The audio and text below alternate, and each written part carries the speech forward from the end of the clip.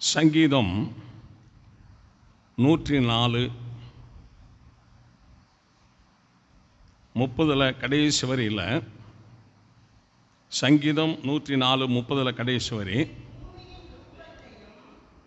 நீர் பூமியின் ரூபத்தையும் புதிதாக்குகிறீர். நீர் பூமியின் ரூபத்தையும் புதிதாக்குகிறீர் என்று எழுதப்பட்டிருக்கு. தேவன் இந்த பூமியை அவர் தான் உண்டாக்கினார். பூமியை தேவன் தான் உண்டாக்கினார். தேவனுக்கு மகிமை உண்டாகட்டும். இப்போ ஆண்டவர் இவ்வளோ பெரிய ஒரு பூமியை வார்த்தையினால் உண்டாக்கினார். வார்த்தையினால் உண்டாக்கினார். தேவனுக்கு மகிமை உண்டாகட்டும். அவருடைய வார்த்தையில் எவ்வளவு உயிர் இருக்கு, எவ்வளவு உண்மை இருக்கு, எவ்வளவு பலன் இருக்கு, எவ்வளவு உற்பத்தி, அவர் வார்த்தை உற்பத்தி செய்யக்கூடியதான ஒரு வார்த்தை. இந்த பூமியை தேவன் உண்டாக்கினார். வானத்தை ஆண்டவர் உண்டாக்கினார்.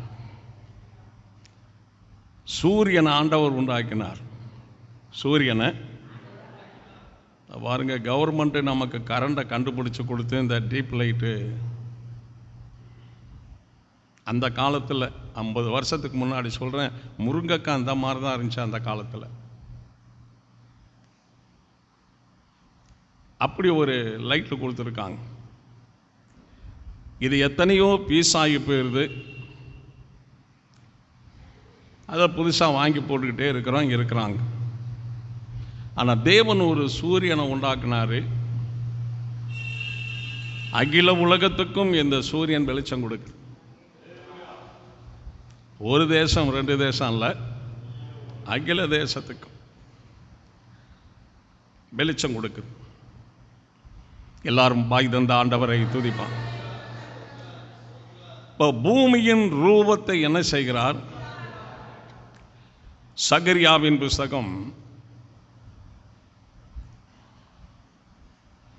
1ஆம் அதிகாரம், சகரியா 1:11 கடைசி வரியில், பூமி முழுவதும் அமைதலும் அமெரிக்கையுமாக இருக்கு. பூமி முழுவதும். அப்போ தேவன் இந்த பூமியின் ரூபத்தை புதிதாக்கும் போது பூமி முழுவதும் அமைதலும் அமெரிக்கையுமா இருக்கிறது. எல்லாரும் பாய் தந்த ஆண்டவரை துதிப்பார். யோசிங்க, ஆபிரகாம் ஒரே மனுஷனை தேவன் அழைத்தார். அவர் தேவனுக்கு கீழ்ப்படிந்து வரும்போது அந்த ஆபிரகாம், அப்புறம் அந்த ஈசாக்கு, அப்புறம் யாக்கோப்பு, இந்த யாக்கோப்புடைய 12 பிள்ளைகளையும் தனக்கு நிரந்தர சொந்தமாக இருக்கணும், அவங்களுக்கு ராஜாவாக இருக்கணும், அவங்களை ஆளுகை செய்யணும்னு தேவன் விரும்பினார். எல்லாரும் கர்த்தரை ஸ்தோத்திரிப்பார். தேவன் விரும்பினார்.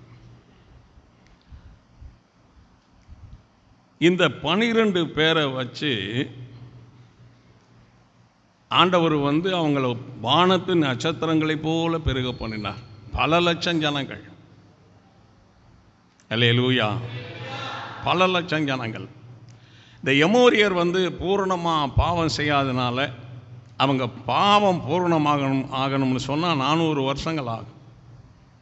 இந்த 400 வருஷங்களுக்கும் இஸ்ரவேலரை எகிப்தில் கொண்டுட்டு போய் தேவன் வைத்தார்.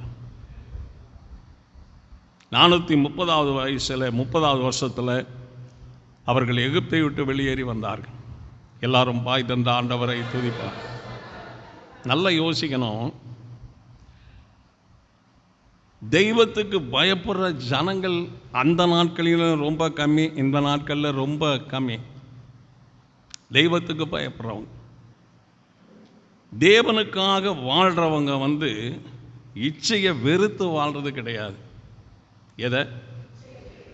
சொல்லுங்க, பேச மாட்டீங்களா? தேவனுக்கு மகிமை உண்டாகட்டும். அந்த பணத்து மேலே, உணவு மேலே, உடை மேலே சில ஸ்திரீகள் மேலே அந்த இச்சை இருந்துக்கிட்டே இருக்கும். ஒரு முறை ஒரு சகோதரன் தடுமாறிட்டா, ஒரு முறை ஒரு சகோதரி தடுமாறிட்டா, அதை அறிக்கை பண்ணி என்ன செஞ்சிடணும்? சொல்லுங்க சொல்லுங்க, விட்டுறணும். விட்டுட்டா அப்புறம் உயிர் போக வரைக்கும் அதை தொடவும் கூடாது, அதை நினைக்கவும் கூடாது, அதை பார்க்கவும் கூடாது. அறிக்கை செய்து விட்டு விடுகிறவன். இப்போ இந்த ஜனங்களை எகிப்திலிருந்து கொண்டு வரும்போது ஒரு தாங்கக்கூடாத, தாங்க முடியாத ஒரு கூட்டமாக வந்தாங்க. தேவனுக்கு மகிமை உண்டாகட்டும். இவங்க இஸ்ரவேல் ஜனங்கள், இவங்க வாக்குத்தத்த பிள்ளைகள், இது ஆண்டவருக்கு சொந்தமானது அப்படிங்கிறத தேவன் அறிந்திருந்தார். ஆனால் மோசே என்ன செய்யல? அறியாமல் இருந்தார். மோசே அறியாது இருந்தார். சீனாய் மலையில் வந்த உடனே மோசேக்கிட்ட ஆண்டவர் சொல்கிறாரு, காலேப்பு யோசுவா 2 பேரை தவிர என்னை உத்தமமாக ஒருவனும் பின்பற்றாதனால இவங்களை எல்லாரையுமே இந்த வனாந்தரத்தில் 40 வருஷம் சுத்தும்படி திருப்பி விடுன்னு சொல்லிட்டார். எல்லாரும் கர்த்தரை துதிப்பார். இப்போ இவங்க எகிப்தையும் விட்டுட்டாங்க, எகிப்தையும் பேசுங்க, கானானையும் இழந்துட்டாங்க. தேவனும் இப்போ உங்களுக்கு இல்லை, தேவனும் விலகிட்டாரு. தேவன் இல்லை, எகிப்து இல்லை, கானான் இல்லை. இப்போ தங்களுடைய சுய எண்ணத்தினால, சுய புத்தியினால் 40 வருஷம் வனாந்தரத்தில் என்ன செய்கிறாங்க? சுற்றிக்கிட்டு இருக்கிறாங்க. தேவனை ஏற்றுக்கொண்டவர்கள் அவரை அறியணும். முதலாவது இயேசு கிறிஸ்து யாருன்னு சொல்லி என்ன செய்யணும்? அறியணும். கிறிஸ்துவை அறிகிற அறிவின் மேன்மைக்காக எல்லாவற்றையும் நஷ்டம் என்று விட்டேன், குப்பையுமா எண்ணுகிறேன்னு சொல்கிறார். இப்போ நான் இவ்வளவு தூரம் கிறிஸ்துவுக்குள்ள தடுமாற்றங்கள் ஏற்பட்டாலும் விழுந்து அழிந்து மடிந்து போகாதபடி மறுபடியும் பல சோதனைகளும் நின்று ஆண்டவருடைய ஊழியத்தை செய்கிறேன்னு சொன்னால், ஆண்டவரை அறியறதுக்காக பல மாதங்கள் வேதத்தை வாசிக்கிட்டே இருந்தேன் நான். எல்லாரும் பாய் தண்ட ஆண்டவரை துதிக்கும். கர்த்தருக்கு பிரயோஜனம் இல்லாதவர்களை பிசாசு விட்டுருவான். கர்த்தருக்கு பிரயோஜனம் இல்லாதவங்கன்னு சொன்னால் பிசாசு விட்டுருவான். கர்த்தருக்குன்னு வாழ்கிறாங்க, கர்த்தருக்காக பிரயாசப்படுறாங்க, கர்த்தருக்கு மிகவும் பிரயோஜனமாக இருக்கிறாங்கன்னு யாரை காண்றானோ அவங்கள விழத்தள்ளுறதுக்கு முயற்சி பண்ணுவான். நிற்கிறேன் என்று சொல்லுகிறவன் நாம தான் ஜாக்கிரதையாக இருக்கணும். ஏன்னா ஆத்துமா நம்முடைய ஆத்துமா. சொல்லுங்க, ஆத்துமா என்னுடைய ஆத்துமா. ஆண்டோடைய வரிகளை நான் போகணும். நான் கர்த்தரை பின்பற்ற வேண்டிய பிரகாரம் பின்பற்றணும். கர்த்தருடைய பாடல்களை பாடணும், கர்த்தருடைய வசனங்களை கேட்கணும், கர்த்தருடைய வசனங்களை ஏற்றுக்கொள்ளணும், கர்த்தருடைய வசனத்தின்படி வாழணும், கர்த்தருடைய வசனத்தின்படி என் குணநலங்களெல்லாம் நான் மாற்றிக்கொள்ளணும். பூமியில் நான் வாழ்ந்தாலும், சரீர வாழ்க்கை வாழ்ந்தாலும், ஆவிக்குரிய வாழ்க்கை வாழ்ந்தாலும், என்னுடைய ஆவிக்குரிய வாழ்க்கையை பரிசுத்த தேவனை அங்கீகரிக்கணும். அவர் ஒரு பரிசுத்தவானுடைய வாழ்க்கையை, ஒரு பரிசுத்த சோரி வாழ்க்கையை அங்கீகரித்தால் தான் பரலோகம் கிடைக்கும். நிராகரித்தா பரலோகம் கிடைக்காது. எல்லாரும் பாய் தந்த ஆண்டவரை துதிப்போம்.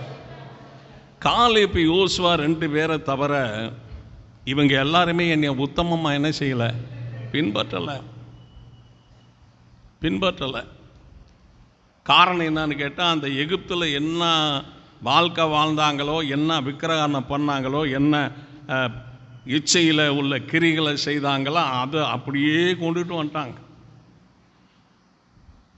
கொண்டுட்டு வந்து கானான் தேசத்தில் போக வேண்டிய அந்த அருமையான தேசத்துக்கு போகாமல் அந்த தேசத்தை இழந்துட்டாங்க. பாருங்க, இன்றைக்கும் அகில உலகங்களிலும் கர்த்தரை ஆராதித்தாலும் ஆண்டவருடைய ராஜ்யத்துக்கு கண்டிப்பாக போகிறவங்க போயே ஆவாங்க. ஒரு வேளை சொல்லுங்க, இந்த காலத்திலும் தேவனையும் பரலோகத்தையும் இழக்கிறவங்க இழந்துருவாங்க. ஏன்னா அவங்களுக்குள்ளே இருக்கிற 2 நினைவுகள், 2 வார்த்தைகள், 2 வாழ்க்கைகள், 2 பாதைகள், 2 ஆலோசனைகள், 2 ஜீவியங்கள், ஒன்று தெரிந்து ஒன்று தெரியாமல். கரங்களை உயர்த்தி எல்லாரும் ஆண்டவரை துதிப்போம். இந்த லூசிபர் பிதாவுக்கு முன்பாக இருந்து வாழ்ந்தவர். இன்றைக்கு நான் எத்தனையோ பிசாசுகள்கிட்ட நான் கேட்டிருக்கிறேன், நரகத்துக்கு தலைவன் யார் அப்படின்ட்டு. நரகத்துக்கு தலைவன் யாருன்னு கேட்டான். அப்போ ஒரு +2 படித்த ஒரு வாலிபன் ஃபெயில் ஆகிட்டதுனால அந்த பிள்ளையை நடத்த வேண்டிய பிரகாரம் நடத்தாமல் ஃபெயில் ஆனதுக்காக தகப்பன் தாய் எல்லாம் வெறித்தனமாக அந்த பையனை போட்டு அடித்து அவன் தற்கொலை பண்ணிக்கிட்டான். எல்லாரும் பாய் தண்ட ஆண்டவரை துதிப்பான். இங்கே தான் இந்த மேட்ராசப்பேட்டில் அந்த வாக்கிங் குளம் இருக்க, அதுக்கு பக்கத்தில் உள்ள கேணியில் விழுந்துட்டான். தேவனுக்கு மகிமையுண்டார். மல்லிகான்னு சொல்லி ஒரு பொண்ணு ஒருத்தனை விரும்பி பழகிருக்கு. அவன் கடைசி நாட்களில் அந்த பழக்கத்தை கட் பண்ணிக்கிட்டான். இந்த பொண்ணு விரும்பி போகும்போது நான் ஒன்று திருமணம் செய்ய மாட்டேன்னு சொல்லிட்டான். அதுவும் அந்த பக்கத்து வீட்டிலேயே தீக்குளிச்சு இறங்கிருச்சு. ஒரு இராணுவத்தில் வேலை செய்கிறதான ஒரு மனுஷனுடைய சகோதரி,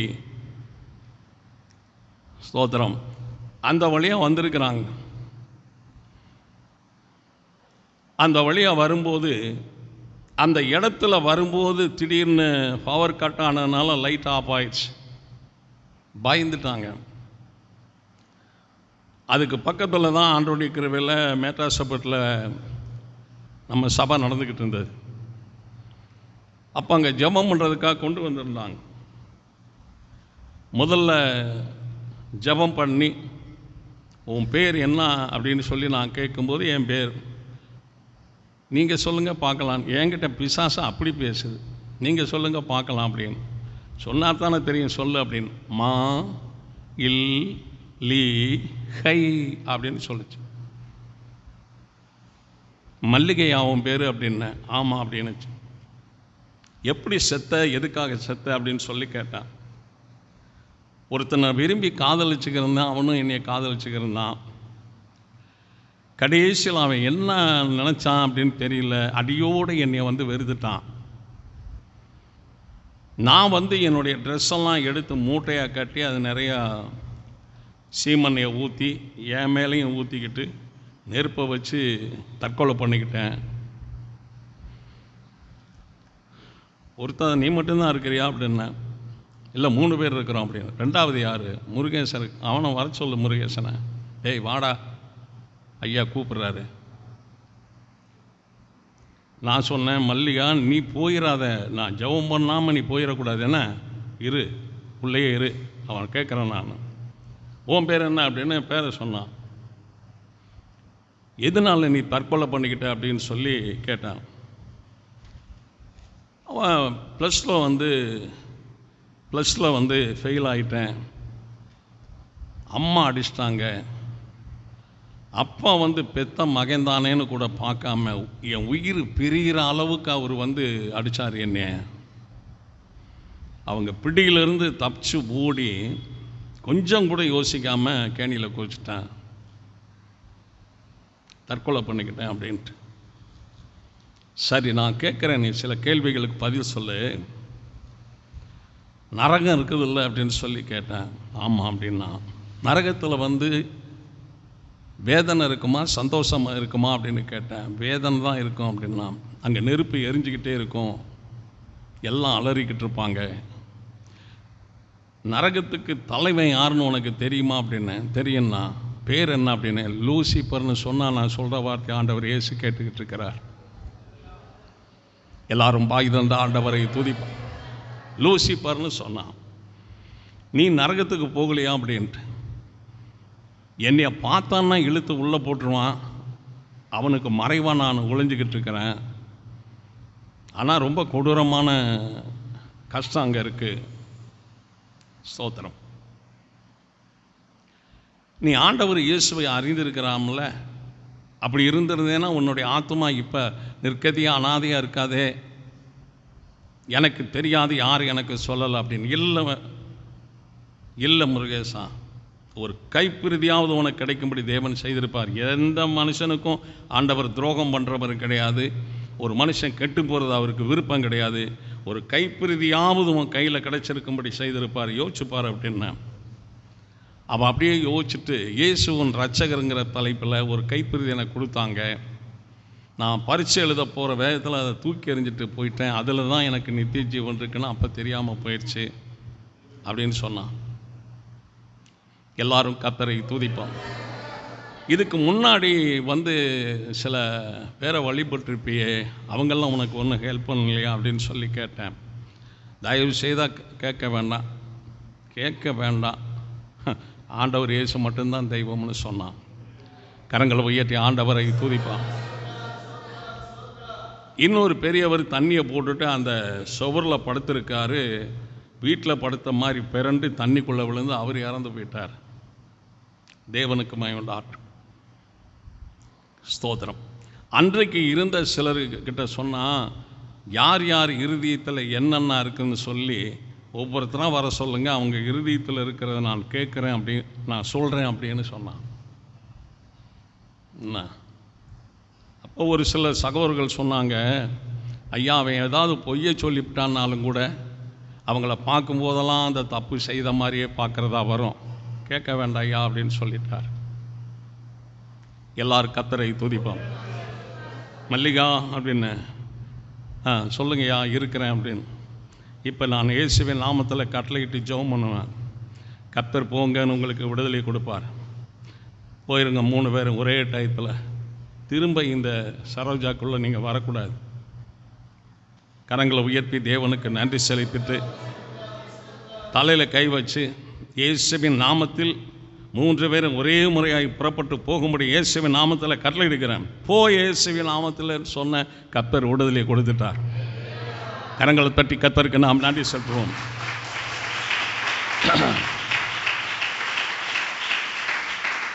உயிரோடு இருக்கும்போது கர்த்தருக்காக வாழ்ந்து கர்த்தர்கிட்ட போயிடலாம்.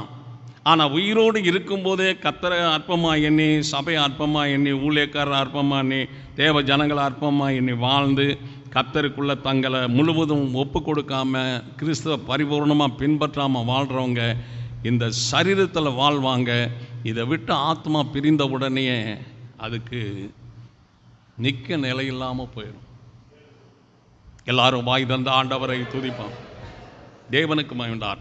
இந்த பூமியில் ஒன்றை நாம் இழந்துட்டாலும் கர்த்தர் மறுபடி நமக்கு கொடுப்பார். ஒருவர் கைவிட்டாலும் கூட கர்த்தர் நமக்கு ஆதரவாக இருப்பார். ஒருவர் நம்மளை துக்கப்படுத்தினாலும் கூட கர்த்தர் நமக்கு ஆறுதல் செய்வார். கிறிஸ்தவ வாழ்க்கை துக்கப்படுத்துகிற வாழ்க்கையே கிடையாது. துக்கப்படுத்துகிற வாழ்க்கையே கிடையாது. கிறிஸ்தவ வாழ்க்கை, கிறிஸ்துவின் வாழ்க்கை ஆறுதல் படுத்துகிற வாழ்க்கை தான் அது. வருத்தப்பட்டு பாரம் சுமக்கிற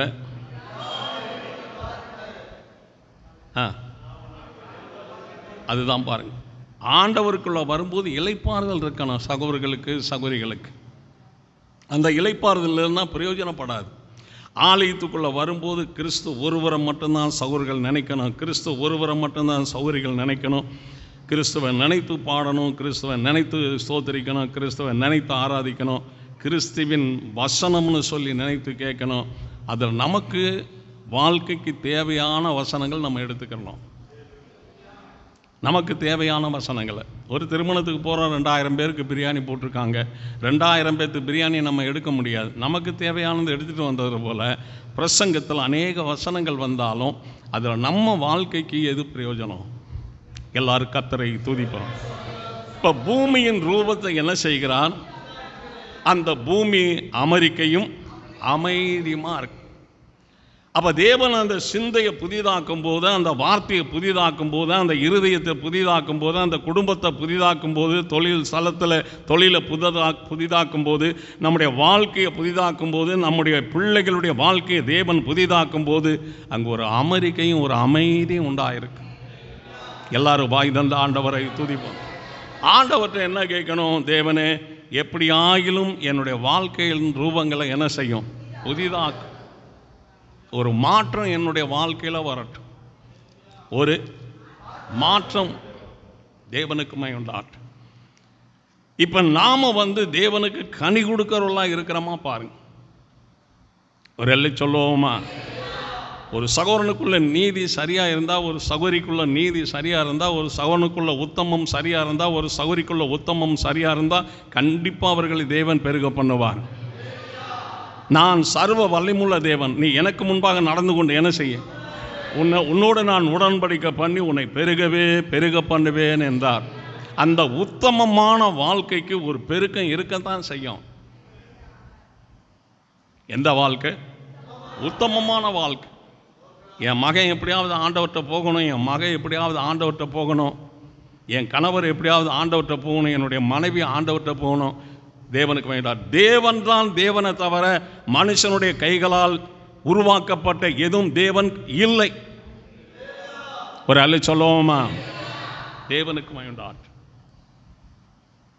அதை உறுதியாக நம்ம மனசில் வச்சுக்கணும். எல்லாம் தேவன், எல்லாம் ஆண்டவர் நம்ம நினைக்கக்கூடாது. பெரியப்பா இறந்தால் அவரை தெய்வமாக கும்பிட்றாங்க, சித்தப்பா இறந்தால் அவரை தெய்வமாக கும்பிட்றாங்க, அன்னை இறந்து போனால் தெய்வமாக கும்பிட்றாங்க. அவங்க வீட்டில் இருக்கும்போது என்ன பலகாரங்கள்லாம் விரும்பி சாப்பிட்டாங்களோ அதெல்லாம் சுட்டு எடுத்து வச்சு வழிபடுவாங்க. அவங்க சாப்பிட்றதில்ல, இவங்களே வச்சு வழிபட்டு இவங்களே சாப்பிட்ருவாங்க. அப்படி தான் ஒரு காலத்தில் நானும் சாப்பிட்டுருக்கிறேன். எல்லாரும் வாய் தந்த ஆண்டவரை துதிப்போம். இப்போ தேவன் கிடைக்காம சில பேர் கஷ்டப்பட்டு இருக்காங்க. தேவன் கிடைத்த பிறகும் ஏனதானு சில பேர் வாழ்கிறாங்க. சில பேர் கரிசனையாக வாழ்கிறாங்க. ஆண்டவரை ஏற்றுக்கொண்டதும், தேவாலயத்துக்கு வருவதும், தேவனை ஆராதிப்பதும், ஆத்மா பரலோகத்துக்கு ஆண்டவரிடத்தில் போவதுக்கு மாத்திரங்க வர நாம மனுஷன் அனுபவிக்க வேண்டிய எல்லாவற்றையும் கர்த்தர் உலகத்தில் சிருஷ்டித்து வைத்துட்டார். பூமி எல்லாம் தான் பலனை என்ன செய்யுது? இன்றைக்கும் கொடுத்துக்கிட்டே இருக்கு. இன்றைக்கும் கொடுத்துக்கிட்டே இருக்கு. இந்த பூமியில் கத்திரிக்காய் மட்டும்தான் விலையும், வேறு எது போட்டாலும் விளையாதுன்னு இல்லை. பச்சை மிளகா போட்டாலும் சரி, கத்திரிக்காய் போட்டாலும் சரி, வெண்டைக்காய் போட்டாலும், புடலங்காய் போட்டாலும், தக்காளி நட்டாலும், நெல்லை நட்டாலும், சகலத்துக்கும் அது தன் பலனை கொடுத்து கொண்டே இருக்குது. அப்படி ஒரு பூமியாக தேவன் உண்டாக்கி வைத்திருக்கிறார். கரங்களை தட்டி கர்த்தருக்கு நாம் நன்றி சொல்லுவோம்.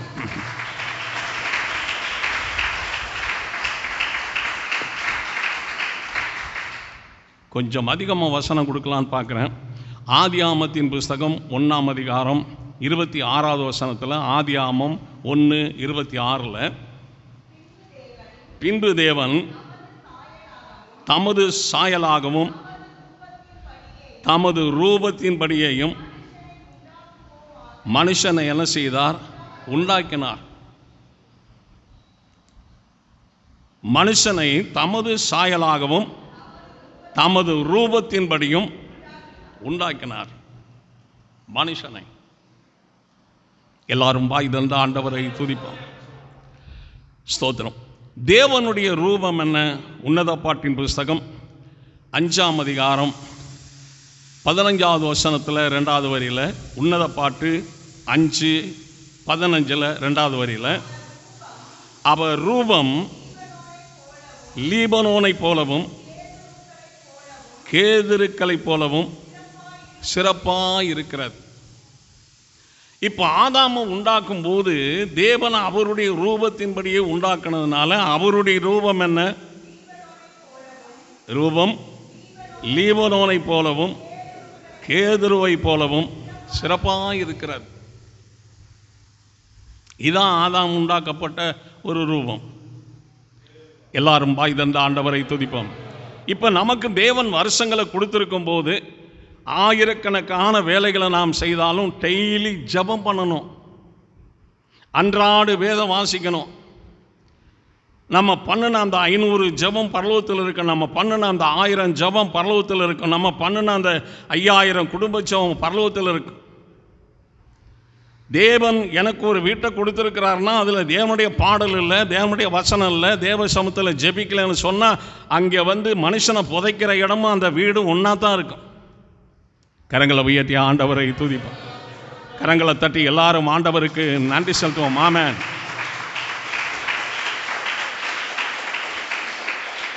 அது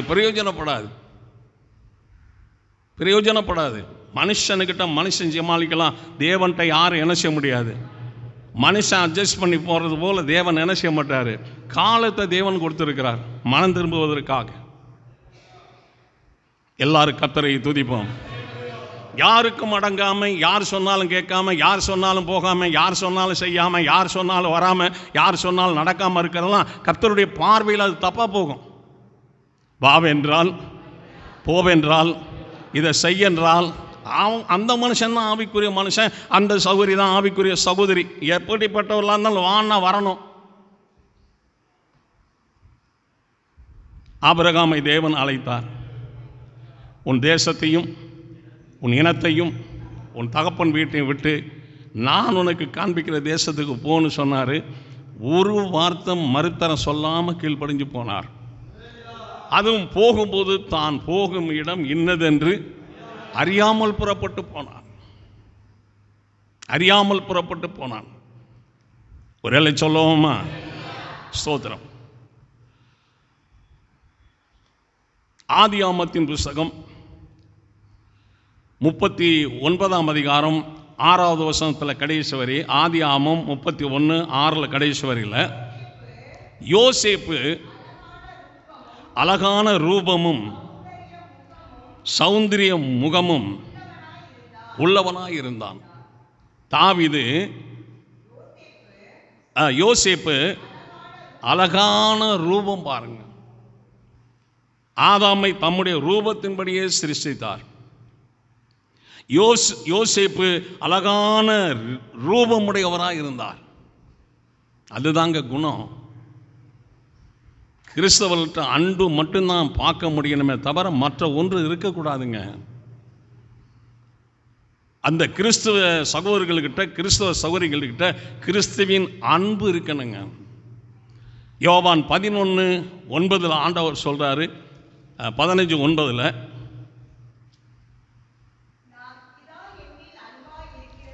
பிதா என்னில் அன்பாயிருக்கிறது போல நானும் உங்களில் அன்பாயிருக்கிறேன். என்னுடைய அன்பிலே அதுதாங்க கிறிஸ்தவ வாழ்க்கை. பிதா என்னில் அன்பா இருக்கிறார், நான் உங்களில் என்ன செய்கிறேன்? அன்பா இருக்கிறேன். நீங்க என்ன செய்யுங்க? என்னுடைய அன்பில் நிலைத்திருங்கள் என்றார். நிலைத்திருங்கள் என்றார். ஒரு கிறிஸ்தவ ஆவிக்குரிய சகோதரனுடைய குணம், ஆவிக்குரிய சகோதரியுடைய குணம் ஒரு பிரச்சனை வந்தால் தாங்க தெரியும். பிரச்சனை வந்தால் தான் அங்கே மெயின் குணம் என்ன அப்படிங்கிறது நமக்கு தெரியும். அதுக்கடையில் தெரியாது. எல்லாரும் பாய் தந்த ஆண்டவரை துதிப்போம். ஒரு மனுஷனுடைய உண்மை என்ன அப்படின்னு சொன்னால் காசை கையில் கொடுக்கணும். ஒரு மனுஷனுடைய சுத்தம் என்னான்னு தெரியணும்னு சொன்னால் ஒரு தொழிலை கையில் கொடுக்கணும். ஒரு மனுஷனுடைய பொறுமை எந்த அளவுக்கு இருக்குன்னு தெரிஞ்சுக்கணும்னா ஒரு பெண்ணை திருமணம் பண்ணி வைக்கணும். எல்லாரும் வாய் தந்த ஆண்டவரை துதிப்பான். அப்போத்தாங்க தெரியும் மேட்ரு என்னான்னு. எல்லாரும் வாய் தந்த ஆண்டவரை துதிப்பான். சர்ச்சுக்கு வர்றதுனால நம்ம கிறிஸ்தவ வாழ்க்கையில் பூர்ணப்பட்டவர்னு சொல்ல முடியாது. சர்ச்சுக்கு வர்றதுனால சகோதரிகள் ஒரு பூர்ணப்பட்டம்னு சொல்ல முடியாது. நம்ம ஆவிக்குரிய வாழ்க்கை தேவனுடைய பார்வையில் பூர்ணப்பட்டதாக இருக்கணும். எல்லாரும் வாய் தந்த ஆண்டவரை துதிப்பான். ஈசாயின் குமாரனாகிய தாவீதை அவனுக்கு இருதயத்துக்கு ஏற்றவைகள்லாம் அப்படியே செய்வான். என் இருதயத்துக்கு ஏற்றவைகள்லாம் என் இருதயத்துக்கு ஏற்றவனாய் கண்டேன், எனக்கு சித்தமானதெல்லாம் செய்வான் என்று சாட்சி கொடுத்தார். எல்லாரும் வாய் தந்த ஆண்டவரை துதிப்பான். நல்லா உற்சாகம் இருந்து கர்த்தருக்கு நாம் நன்றி செலுத்துவோம். யாரு?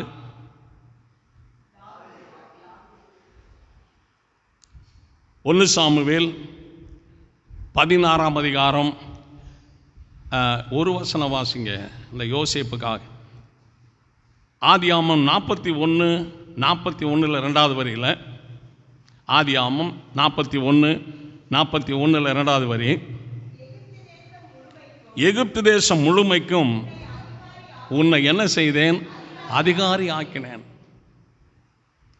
இந்த யோசேப்பு நல்ல ரூபமுடையவராக இருந்ததுனால, நல்ல குணமுடையவராக இருந்ததுனால எகிப்து தேசம் முழுவதுக்கு என்ன செய்தார், போர்த்திப்பா மனைவி ஒரு அவதூறான ஒரு ஒரு பொல்லாத சாட்சியை யோசேப்பின் மேலே போட்டு பார்வோனுடைய முன்னணியில் போர்த்திப்பா சிறையில் வந்து அடைச்சி 2-3 வருஷங்கள் சிறையில் வந்து அந்த போர்த்திப்பா வீட்டு பிரச்சனையினால் யோசேப்பு சிறையில் இருந்தார் 2-3 வருடங்கள். தேவனுக்கு மகிமையுண்டாகட்டும். இந்த சகோதரர்கள் வந்து அவர் மேலே பொறாமைப்பட்டார்கள், அவரை பகைத்தார்கள், அவரை கொலை செய்ய முயற்சி பண்ணினார்கள். கர்த்தர் யோசேப்பை பாதுகாத்ததுனால அவர்கள் குழியில் போட்டு அவர்களே குழியிலிருந்து தூக்கி 20 வெள்ளி காசுக்கு என்ன செய்தாருங்கன்னா கரையம் பண்ணிட்டாங்க. எல்லாரும் பாய் தந்த ஆண்டவரை துதிப்பாங்க. பாருங்க, ஒரு ஆடு விற்கிறது போல, ஒரு மாடு விற்கிறது போல சொந்த தம்பி ஒரு மனுஷன் கெடுதல் பண்ண ஆரம்பிச்சுட்டா தாங்க முடியாதுங்க. எல்லாரும் பாய் தந்த ஆண்டவரை துதிப்பான். ஒரு சகோதரி கிறிஸ்தவ சகோதரியாக இருந்தால் அவங்களுக்குள்ள தேவ அன்பு இருக்கணுங்க. தேவ அன்பை தவிர இந்த உலகத்தினுடைய தூசி மாசி எதுவும் உள்ள இருக்கக்கூடாது. பொறாமை, கோபம், கடுகடு, எரிச்சல், அன்புக்கு ஒரு விதமாக முகத்தை காட்டுறது, பிரச்சனைக்கு ஒரு விதமாக முகத்தை காட்டுறது, அன்புக்கு ஒரு விதமாக பேசுறது, பிரச்சனைக்கு ஒரு விதமாக பேசுறதுலாம் உலகம். அது இந்த யாக்கோப்புக்கு விரோதமாக லாபானுடைய முகம் வேறுநாடிப்பட்டது. இந்த ஆபேலுக்கு விரோதமாக காயினுடைய முகம் வேறுபட்டது. ஆண்டவரே கேட்கிறார், உன் முகநாடி வேறுபட்டிருக்கிறது என்ன? ஒரு இலை சொல்லுவோமா? இப்போ கிறிஸ்தவர்கள் சொன்னால் கிறிஸ்துவை போல இல்லைனாலும் அவர் வசனத்தின்படி நாம் அவருக்கு ஏற்ற ஒரு சின்ன குணசாலியான, யாக்கோப்பு குணசாலியாக இருந்தது போல, ரூத்து குணசாலியாக இருந்தது போல, கிறிஸ்து குணசாலியாக இருந்தது போல ஒரு குணசால புருஷனா, குணசாலியான புருஷனா, குணசாலியான ஒரு மனைவி புருஷனா இருக்கணுங்க. இந்த தவறி போனவங்க, அனுபவம் தெரியாதவங்க, தவறி போனவங்க எல்லாம் அரவணைக்கிறதான காரியம் இருக்கணுங்க. யோசேப்பு எகிப்து தேசம் முழுவதுக்கும் அதிகாரியாய் மாறின பிறகு தன்னை சிறைக்கு அனுப்பின போர்த்திப்பா மனைவிக்கு இவர் தானுங்க ஆகாரம் கொடுக்கிறாரு. தன்னை குழியில் போட்ட, கொலை செய்ய நினைத்த, பகைத்த, 20 வெள்ளி காசுக்கு மனசாட்சி இல்லாமல் விற்று போட்ட அந்த குடும்பத்தார் வந்து ஆண்டவனேன்னு விழுகும்போது அவங்களுக்கு ஆகாரம் கொடுக்குறாருங்க யோசேப்பு தான் வீட்டில் கூட்டிகிட்டு போய். அதாங்க குணம், அதான் குணம். ஏன் யோசேப்பு அவ்வளோ வலுக்கட்டாயமாக ஆண்டவர் வந்து காப்பாற்றி எகிப்தில் உயர்த்தணும்? கத்தருக்குன்னு வாழ்கிற மனுஷனை, கத்தருக்குன்னு வாழ்கிற மனுஷன், கத்தருக்குள்ள குணமாக இருக்கிறவங்கள, கத்தருக்குள்ள குணமாக இருக்கிறவங்கள தேடி பிடிச்சி கத்தர் ஆசீர்வாதத்தை உயர்த்துவார். கரங்களை தட்டி எல்லாரும் ஆண்டவருக்கு நன்றி செலுத்துவோம். ஆமென்.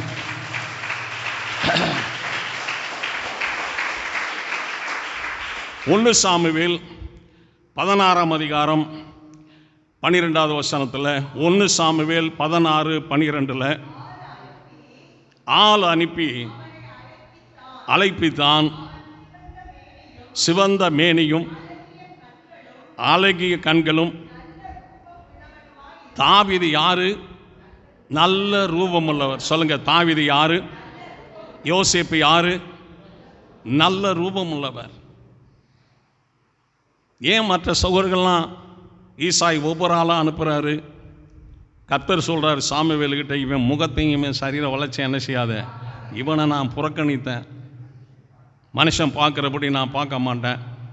மனுஷன் முகத்தை பார்ப்பான், நான் என்ன செய்வேன்? இருதயத்தை பார்க்குற தேவன். சகோதரர்களாக இருந்தாலும் சௌரிகளாக இருந்தாலும் இருதயத்தை நான் பார்க்குறேன். சின்ன கெட்டனை இருந்தாலும் கையில் தொட மாட்டாருங்க ஆண்டவர். சின்ன பொறாமை இருந்தாலும் கர்த்தர் பார்க்கக்கூட மாட்டார். சின்ன பெருமை இருந்தாலும் ஆண்டவர் நம்மளை கவனிக்கக்கூட மாட்டார். பிசாசுக்கு என்ன செய்யுங்க? பெருமை உள்ளவர்களுக்கு தேவனை ஏற்று நிற்கிறாருங்க. அவ கிறிஸ்தவ வாழ்க்கையில் எது மேன்மை? தன்னை தாழ்த்துறது தாங்க மேன்மை. எது? சகோதரர்களாக இருந்தாலும் சகோதரிகளாக இருந்தாலும் தன்னை தாழ்த்தனுங்க. சிலுவையின் மரண பரிந்தம் கீழ்ப்படிந்தவராகி தம்மை தாமே என்ன செய்தார்? அவர் தாங்க நம்ம ஆராதிக்கிற ஆண்டவர் இயேசு கிறிஸ்து. அது இருக்கணுங்க. எல்லாம் வரும் போகும், எல்லாம் வரும் போகும், எல்லாம் வரும் போகும். என்றைக்கு நம்மை விட்டு போகாதவர் ஆண்டவர் இயேசு கிறிஸ்து. என்றைக்கு நம்மை விட்டு போகாத சத்திய வசனம், என்றைக்கு நம்மை விட்டு போகாது இன்றைக்கு ஆராதனை நாம் செய்கிற அந்த ஆண்டவருடைய ஆராதனை என்றைக்கு நமக்குள்ளே நிலைத்திருக்கும். அதை சிறப்பாக செய்யலாம். சொல்லுங்க, ஆராதனையை சிறப்பாக செய்யலாம். சொல்லுங்க, அந்த ஆராதனையை சீரழித்து செய்யலாம். அது நம்ம இஷ்டங்க. அந்த ஆராதனை சரியாக செய்தோம், அந்த ஆராதனை சரியில்லாமல் செய்தோம் தீர்ப்பு செய்கிறதுக்கு உலகத்தில் எந்த கோர்ட்டும் கிடையாது, எந்த சட்டசபையும் கிடையாது, இந்த பார்லிமெண்ட்டும் கிடையாது. ஆவிக்குரிய வாழ்க்கையில் தீர்ப்பு செய்கிறவர் ஆண்டவர் இயேசு கிறிஸ்து ஒருவர். அவர் சர்ச். கரங்களை உயர்த்தி எல்லாரும் ஆண்டவரை துதி, கரங்களை தட்டி எல்லாரும் ஆண்டவருக்கு நன்றி செலுத்துவோம். ஆமென்.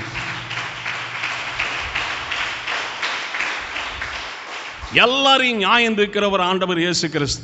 ஆண்டவர் யாருக்கும் பயந்து நடக்கிறவர் அல்ல, யாருக்கும் பயப்படுறவர் அல்ல. மின்னலாக இருக்கட்டும், இடியா இருக்கட்டும், பிசாசா இருக்கட்டும், எதுக்கும் பயப்பட மாட்டார்.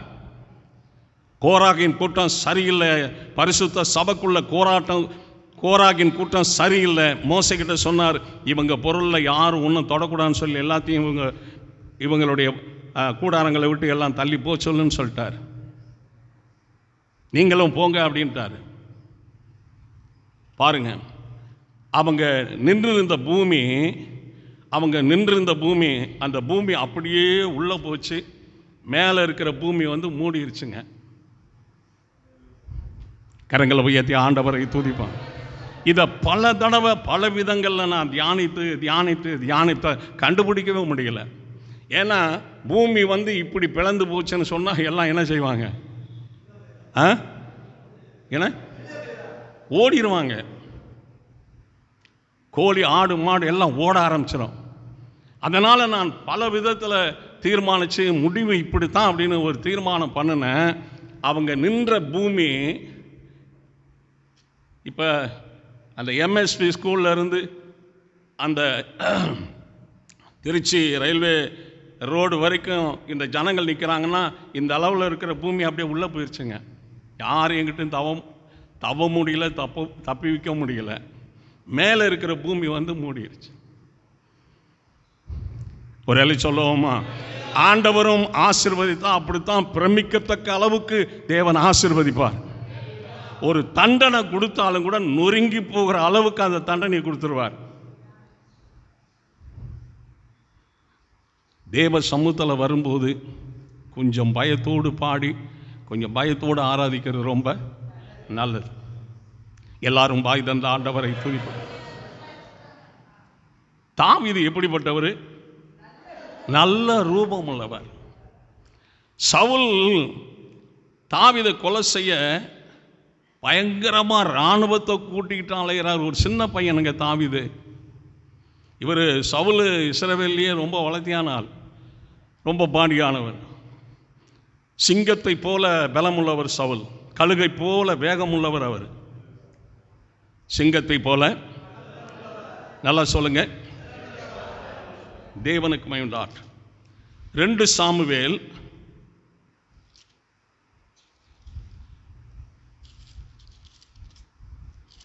1ஆம் அதிகாரம்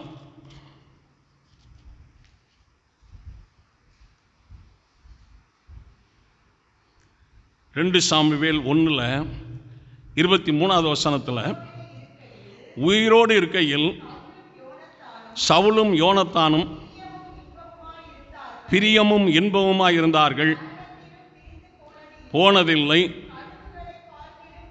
கழுகை பார்க்கிலும் வேகமும்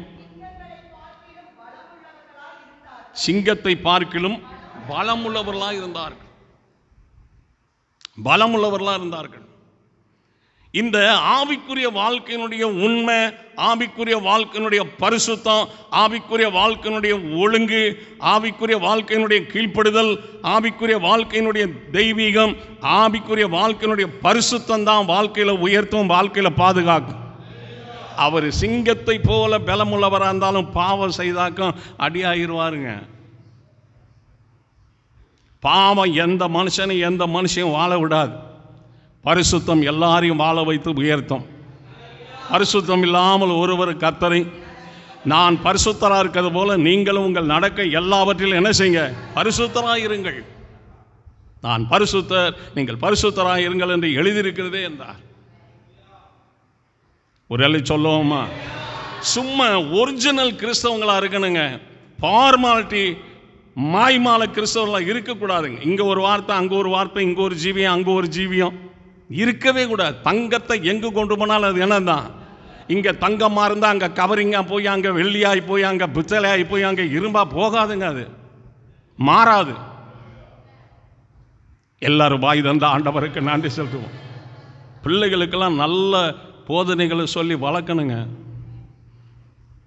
கர்த்தருடைய ஞானத்தையும், கர்த்தருடைய அறிவையும், கர்த்தருடைய புத்தியையும், கர்த்தருடைய சகிப்புத்தன்மையும், கர்த்தருடைய பொறுமையையும், கர்த்தருடைய உத்தம குணத்தைகளை பிள்ளைகளுக்கு சொல்லி வளர்க்கணும். நம்ம ஆண்டவர் ரொம்ப நல்லவருங்க.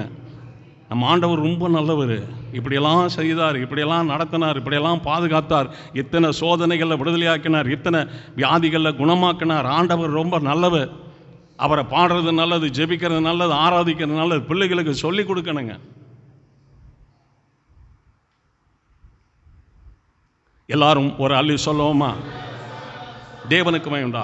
இன்றைக்கு கிறிஸ்தவ குடும்பங்கள் நடக்கிறது, அதை வெக்கக்கேடுன்னு சொல்கிறதா, அதை மானக்கேடுன்னு சொல்கிறதான்னு எனக்கு இதில். ஞாயிற்றுக்கிழமை வேலைக்கு போகிறாங்கங்க, வருவாருங்க, கரங்களை உயர்த்தி ஆண்டவரை துதிப்பான். கரங்களை தட்டி எல்லாரும் ஆண்டவருக்கு நன்றி செலுத்துவோம். ஆமென்.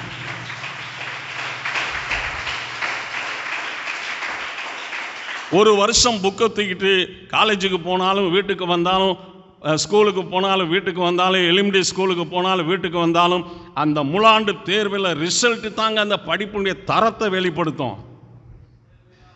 ஒரு வேலை சொல்லுவோமா? அப்படியே 80 வருஷம் 60 வருஷம் சர்ச்சுக்கு வரவும் வீட்டுக்கு போகவும், சர்ச்சுக்கு வரவும் வீட்டுக்கு போகவும், சர்ச்சுக்கு வரவும் வீட்டுக்கு போகவும் இருந்தாலும் ஆண்டவருடைய வருகையில் தான் நம்ம கிறிஸ்தவ வாழ்க்கையின் தரம் என்னங்கிறது தெரியும். ஒரே வினாடி சாப்டர் க்ளோஸ். எல்லாரும் வாய் தந்த ஆண்டவரை துதிப்போம். இன்றைக்கு ஆண்டவர் காலத்தை கொடுக்கிறாரு சொன்னா, தெய்வ பயத்தோடு கிறிஸ்தவ வாழ்க்கையை பூரணப்படுத்துறதுக்கு கர்த்தர் காலத்தை கொடுத்திருக்கிறார். அந்த காலத்தை கர்த்தர் நம்முடைய ஆத்மா பரலோகம் வர்ற மாதிரி நம்முடைய வாழ்க்கையை பூரணப்படுத்துறதுக்காக தெய்வம் நம்பி நமக்கு வருஷங்களை கொடுக்க, அதை இச்சைகளை நம்ம சீராட்டி கொண்டிருப்போமானால் நம்மை போல பரிதவிக்கிறவங்க வேற யாரும் இருக்க முடியாதுங்க. எல்லாரும் வாய் தந்த ஆண்டவரை துதிப்போம். நம்மை போல எல்லாரும் வாய் தந்த ஆண்டவரை சோதரிப்போம். வரணுங்க. பஸ்ஸில் பிரயாணம் பண்ணிக்கிட்டு இருப்போம், வீட்டில் தூங்கிக்கிட்டு இருப்போம், இல்லைன்னா வேலை செஞ்சுக்கிட்டு இருப்போம், ஆராதிச்சுக்கிட்டு இருப்போம், ஆராதனை முடிஞ்சு வழியில் நடந்துக்கிட்டு இருப்போம். எங்கே நம்ம இருக்கிறோமோ அப்போ ஆண்டவர் வந்தார்னா அந்த இடத்துலேருந்து போயிடணுங்க. அதுதாங்க கிறிஸ்தவ வாழ்க்கை. எல்லாம் வீட்டிலேருந்து ஒன்றா போகிறதில்ல, எல்லாம் சர்ச்சிலேருந்து ஒன்றா போகிறது கிடையாது. 2 பேர் படுக்கையில் இருப்பார்கள், 2 பேர் இயந்திரம் அரைப்பார்கள், 2 பேர் வயலில் இருப்பார்கள்னு சொல்லியிருக்கிறார். இது காலங்கள் நேரங்கள் வித்தியாசம் உண்டு. எல்லாரும் வாய் தந்த ஆண்டவரை துதிப்பான். அப்போ என்னில் இருக்கிற ஆத்மா பரலோகம் போகணும். எந்த ரூபத்தில் போகும்? எந்த ரூபத்தில் அது ஆண்டவருடைய ராஜ்யத்துக்கு போகும்? என் ஆத்மா எந்த ரூபத்தில் போகும்? என் சரீரத்தில் இருக்க அழகா, என் உடலில் இருக்க பலனா, என் கையில் இருக்கிற பலன், என் கையில் இருக்கிற பணமா, என் குடும்பத்தில் இருக்கிற உறவினர்களா, எதை வச்சு ஆண்டவருடைய வரிகள் போகும்? தேவ வசனத்தை கேட்கறதுனால நமக்குள்ள பரிசுத்தம் உண்டாகும். தேவ வசனம் சொல்லுங்க, தேவ வசனம் கேட்கறதுனால அந்த பரிசுத்தம் தாங்க ஆண்டவர்கிட்ட கொண்டு போகும். யாவரோடும் சமாதானமாக இருக்கும், பரிசுத்தம் உள்ளவர்களாக இருக்க நாடுங்கள், பரிசுத்தம் இல்லாமல் ஒருவரும் தரிசிக்க முடியாது. பரிசுத்தம் வேணுங்க. அந்த பரிசுத்தத்தை நம்ம எங்கேயும் விதைச்சா அறுக்க முடியாது, விலை கொடுத்து வாங்க முடியாதுங்க. தெய்வத்தின் வசனத்தினால தான் பரிசுத்தம் கிடைக்கும். இன்றைக்கு ஆலயத்தில் நடந்த முதல் பாடல் எது, ஆலயத்தில் பிரசங்கித்த முதல் வசனம் எதுங்கிறது சில தேவ பிள்ளைகளுக்கு தெரியாம ஆராதனை செஞ்சுக்கிட்டு இருக்காங்க. எல்லாரும் பாய் தந்த ஆண்டவரை துதிப்பாங்க.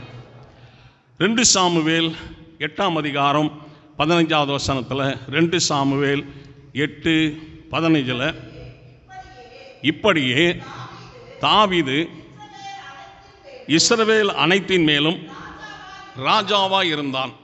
அந்த யோசேப்பு நல்ல ரூபமுள்ளவராக இருந்ததுனால எகிப்து தேசம் முழுவதுக்கும் அதிகாரியாக இருந்தார். இந்த தாவீது நல்ல ரூபமுள்ளவராக இருந்ததுனால இஸ்ரவேல் அனைத்தின் மேலும் என்ன செய்தார்? ராஜாவாக இருந்தார். ராஜாவான முதல் நாள் இருந்து ஜீவன் பிரிய வரைக்கும் இவர் தான் ராஜா. எந்த தேசத்து ராஜாவும் இவரை ஜெயிக்கவும் முடியல, இவர் நாட்டுக்குள்ள நுழையவும் முடியல. இவர் நாட்டில் இருக்கிற ஒரு நாயை கூட, எந்த ராஜ்யத்தின் ராஜாவும் தாவீதின் தேசத்துக்குள் இருக்கிற ஒரு நாயை கூட கொல்ல முடியல. கர்த்தர் பக்கபலமாய் தாவீதை பாதுகாத்தார். கரங்களை தட்டி கர்த்தருக்கு நாம் நன்றி செலுத்துவோம். ஆமென்.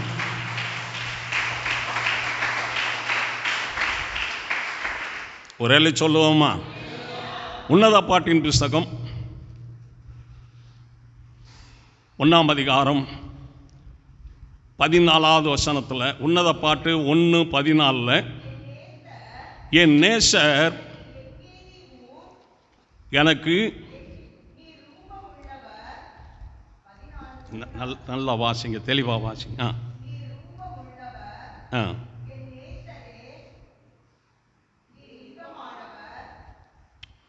உன்னத பாட்டு 2ல் 14வது வசனத்தை,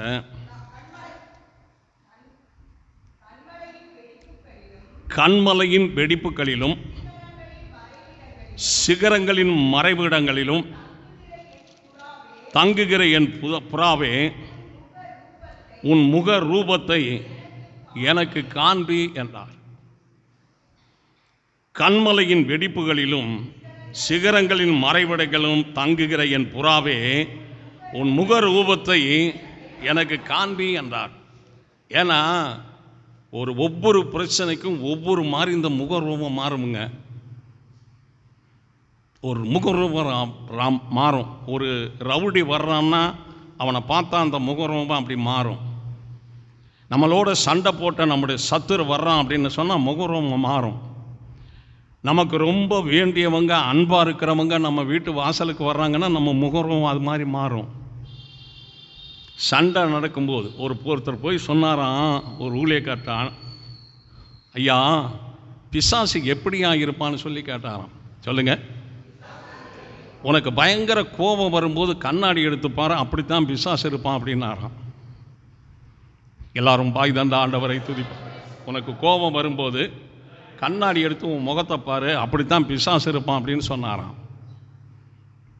இங்க ஆண்டவர் சொல்றாரு, என் புறாவே, உன் முக ரூபத்தை எனக்கு என்ன செய்ய காண்பிமா, பார்க்குறேன் நான். உன் முகத்தை காட்டு, முக ரூபம். தேவனுக்கு மகிமையுண்டாகட்டும். அப்போ ஆவிக்குரிய நிலைமையில் இருக்கிற சகோதரர்கள் சகோதரிகள் ரொம்ப சாஃப்டாக இருக்கணுங்க, சாந்தமாக இருக்கணும், பொறுமையாக இருக்கணும், அமைதியாக இருக்கணும். நமக்கு விரோதமான ஒரு மனுஷன் வந்தாலும் கூட கூப்பிட்டு, என்னங்க பிரதர் வந்திருக்கீங்க, உன் சத்துரு பசியாக இருந்தால் அவனுக்கு என்ன செய், உன் சத்துருவை சினைன்னு ஆண்டவர் சொல்லியிருக்காருல்ல.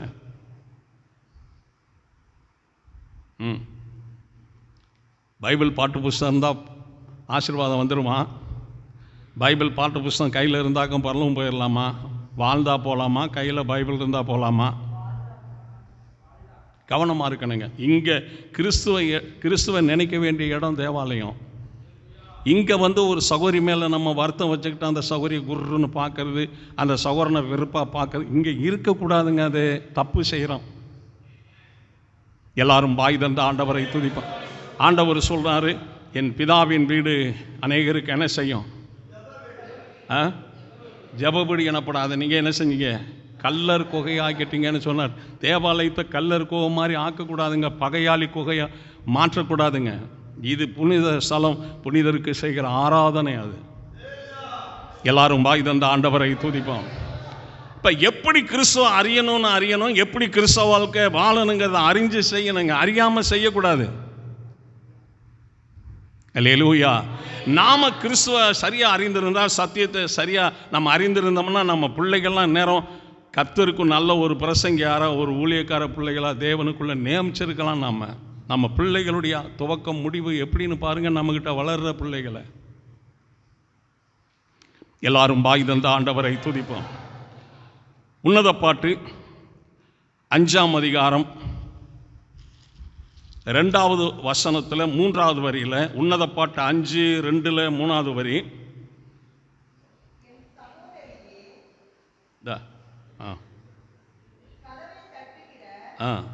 கதவை தட்டுகிற என் நேசரின் சத்தத்தை கேட்டேன். என் சகோதரியே, என் பிரியமே, என் புறாவே, என் உத்தமியே, கதவை திற. என் புறாவே, உன் முகரூபத்தை எனக்கு காமி. என் புறாவே, கதவை என்ன செய்ய திற, என்னைய வெளியே விட்டுப்படு. நீ என்ன கதவை சாத்தி உள்ள வாழ்ந்துக்கிட்டு இருக்க? உன் இருதய கதவை திற. உள்ள இருதயத்தில் வர்றேன், என்னைய வெளியே விட்டுட்டு நீ இருதயத்தை கல்லாக்கிக்கிட்டு வாழக்கூடாது. இன்றைக்காவது உன்னுடைய கதவை என்ன செய்ய திற. அல்லேலூயா, அல்லேலூயா, சோதரம். எசேக்கியாவின் புத்தகம் 10ஆம் அதிகாரம், எசேக்கியா 10வது வசனத்தில், அவைகள் நாளுக்கும் ஒரே சாயலான ரூபம் இருந்தது. அது நாளுக்கும் ஒரே சாயலான, வீட்டில் இருந்த 5க்கும் ஒரே சாயலான ரூபம் இருந்தது. வீட்டில் இருந்த 5க்கும் ஒரே சாயலான அன்பு இருந்தது, ஒரே சாயலான குணம் இருந்தது, ஒரே சாயலான தாழ்மை இருந்தது, ஒரே சாயலான கீழ்ப்படிதல் இருந்தது, ஒரே சாயலான நல்ல ஐக்கியம் இருந்தது. அங்கே சண்டை இல்லை, பிரிவினை இல்லை, பிரச்சனை இல்லை. எல்லாரும் வாய் தந்த ஆண்டவரை துதிப்போம். இந்த சபைக்குள்ளே வரும்போது கூட எல்லாரும் ஒரே அன்பில், ஒரே ஐக்கியத்தில், ஒரே விசுவாசத்தில் நாம் இருந்தால் தான் நம்ம ஜெயிக்க முடியுங்க. சபைக்குள்ளே ஜமாளிக்கலாங்க, வீட்டுக்குள்ளே ஜமாளிக்கலாம், வருகையில் ஜமாளிக்க முடியாதுங்க. நொடி நேரத்தில் கர்த்தர் தன்னுடைய வேலையை முடிச்சிருவார். 80 வருஷம் 60 வருஷம் சில தேவ பிள்ளைகளுக்கு ஆண்டவர் வருஷங்களை கொடுக்கிறார், நம்முடைய ஆவிக்குரிய வாழ்க்கையை பூர்ணப்படுத்திக்கிறதுக்காக. எல்லாரும் வாய் தந்த ஆண்டவரை துதிப்போம். இந்த சரீரம் தானா பிறந்ததில்லை, இந்த சரீரத்தை பிறக்கும்படி செய்தவர் ஒருவர். இந்த சரீரம் தானா சாகிறதில்லை, அதுக்கு டேட்டு குறித்திருக்கிறவர் தேவன் ஒருவர் இருக்கிறார். கரங்களை தட்டி எல்லாரும் ஆண்டவருக்கு.